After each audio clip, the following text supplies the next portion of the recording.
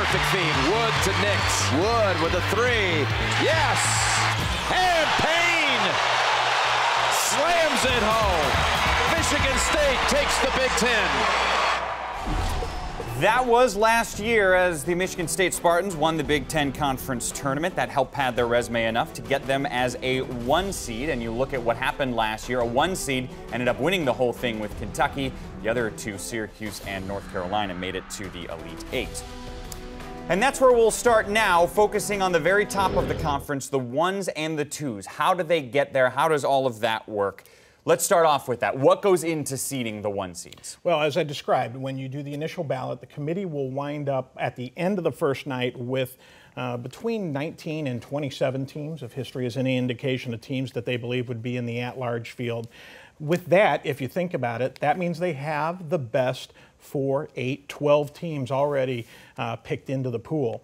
So what has started to happen in the last couple of years is that the committee will come in Thursday morning, and after making a few procedural steps with that group, they will start to rank teams 1 to 8 on the seed list for the first time. And this is the initial seeding. This is to take literally the best 8 teams in the country, and through the process, the seeding process, the committee will place those 8 teams initially on the first 8 lines of the seed list. And they'll also consider where those teams have to play. For example, this year, the regional, basically the Elite 8 and Sweet 16 site, one of them is Indianapolis. Well, that matters if you're Michigan, Michigan State, and Indiana from the Big Ten. Well, that's right. The implications of the seeding are crucial. There you see these sites for the regionals this year, and if you contemplate many of the Big Ten teams, for example, they would be looking at who will get to be the #1 seed in the Midwest regional. So it is incredibly important. It does a couple of different things, actually.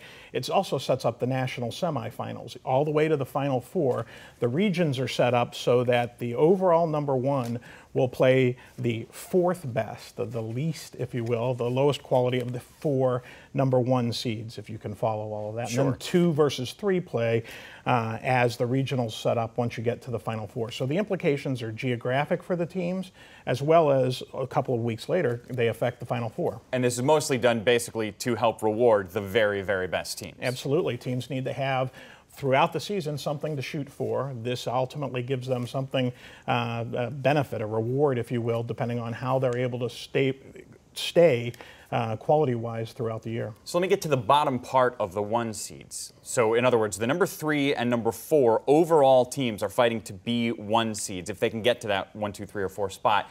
How much a debate is there usually? Well, if you contemplate the fact that there are 10 committee members, they're all going to come in with some different opinions. It's very rare in my experience that there is consensus, first of all, on the 4 best teams as the week starts out. So the conference tournaments have some influence. The debate in the room has influence. You'll ultimately wind up with the 4, but it may come as late as Sunday afternoon, in large part because between the committee members, they normally will have between 4 and 8 teams that they will debate for that top line.